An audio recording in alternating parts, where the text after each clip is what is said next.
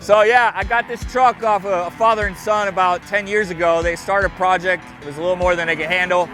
I picked it up. Finally, I decided to open my own shop. And here we are today, 2 years later, with this beast. What's up, guys? Mike Rolleri out here at LS Fest 2021. We're here from Boca Raton, Florida, S2S Speed Shop.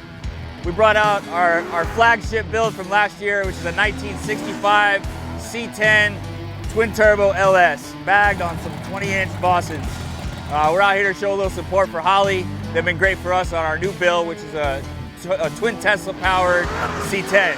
So really excited about bringing out the SEMA this year. Should be a lot of fun. This motor started out as a 5.3 LS1. Sent it out to Mesa Balancing in Miami. We built the lower end, forged pistons, decent cam. We got 63-inch mirror image twin turbos on here from Nelson. It never was really intended to go this far into it with a twin turbo. It was more like supposedly a rat rod bag truck with a simple LS. But, you know, hey, do what you gotta do. This shows our work, which is great. It's great for marketing, promotions. We like to bring it out to shows and have a lot of fun.